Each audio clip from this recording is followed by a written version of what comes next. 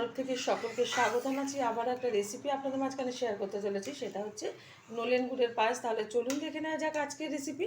ওভেনে আমি একটা কড়াই বসিয়ে তাতে দিয়ে দিয়েছি 2 লিটার লিকুইড দুধ। এখন দুধটা হালকা গরম হয়ে গেছে, দুধের মধ্যে দিয়ে দিচ্ছি এখন কিছুটা গুঁড়ো দুধ। এতে কিন্তু টেস্টটা অসাধারণ আসবে। ভালোভাবে একটু নেড়ে চেড়ে দুধটা আমি গুলে নেব। আজকে কিন্তু একটা অনুষ্ঠান পারপাসে এই পায়েসটা বানাচ্ছি, যেহেতু এখন অসময়, বৈশাখ মাস, প্রচুর পরিমাণে গরম, কোথাও কিন্তু এখন নলেন গুড় বা খেজুরের গুড় কোনো গুড়ই নেই। যেহেতু আমি আগের ভিডিওতে অনেক ভিডিওতে বলেছি আমি অনেক রকম জিনিস একটু ফ্রিজে স্টক করে রাখি আর সেটাই অসময় করে দেখাই। তো আজকে এই নলেন গুড়ের পায়েসটা আপনাদের মাঝখানে শেয়ার করব। তার একটা কারণ আছে, সেটা হচ্ছে 17ই বৈশাখ আমার ভাইয়ের বিয়ে। সেই উপলক্ষে আইবুড়ো ভাতের জন্য যে আমি পায়েসটা বানাচ্ছি সেটা আপনাদের মাঝখানে শেয়ার করতে চলেছি। তাহলে দেখতে থাকুন আজকে কিভাবে পায়েসটা বানাচ্ছি। এখন এই দুধের মধ্যে দিয়ে দেব আমি ঘি। আপনারা এখানে বাটারও ব্যবহার করতে পারেন।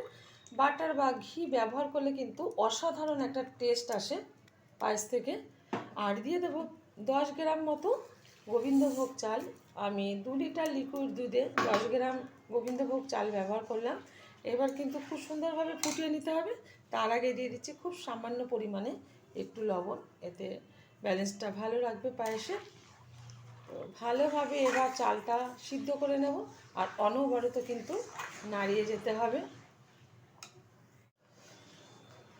এদিকে কিন্তু আমি একটু গুড়টা দেখিয়ে দিই। এখানে একটা বাটিতে নিয়ে নিয়েছি নলেন গুড়, এই যে ডিপ ফ্রিজে রেখেছিলাম, তাই উপরটা একটু সাদা সাদা হয়ে গেছে বরফের ইসে। আর এদিকে খুব সামান্য পরিমাণে একটু খেজুরের গুড়, মানে রসটা জ্বালিয়ে যে গুড়টা তৈরি হয় পাতলা ঝোলা গুড়, সেটা রয়েছে। দুটো মিশিয়ে কিন্তু আজকে পায়েসটা বানাবো। আর এটা কিন্তু খেতে ভীষণ সুন্দর হয়। আমার এই রেসিপি যদি আপনাদের ভালো লেগে থাকে আপনারা অবশ্যই আমার চ্যানেলটিকে সাবস্ক্রাইব করবেন, লাইক করবেন, শেয়ার করবেন। আর ঠিক যেরকমভাবে আজকে নলেন গুড়ের পায়েস দেখাচ্ছি, যে কোনো অনুষ্ঠান এরকমভাবে আপনারা বানিয়ে নিতে পারেন। আশা করি ভীষণ ভীষণ ভালো লাগবে।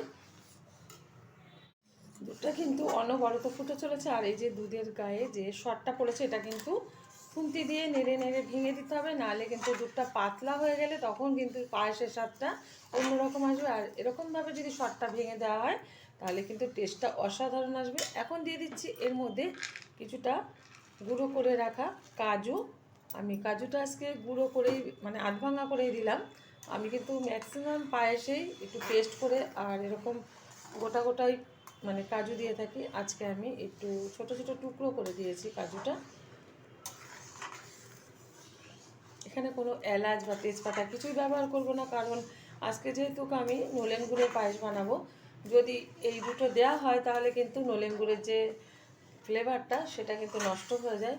তো সেই কারণে আমি কোনোটাই ব্যবহার করব না, শুধু সিম্পলভাবে আমি পায়েসটা তৈরি করব নলেন গুড় দিয়েই। চালটা কিন্তু খুব সুন্দরভাবে সিদ্ধ হয়ে গেছে আর দুধটা কিন্তু আমি এরকমভাবে জ্বালিয়ে নিয়েছি, ক্ষীরে পরিণত হয়ে গেছে। এই যে এখন এর মধ্যে দিয়ে দেব গুড়, নলেন গুড় দিচ্ছি।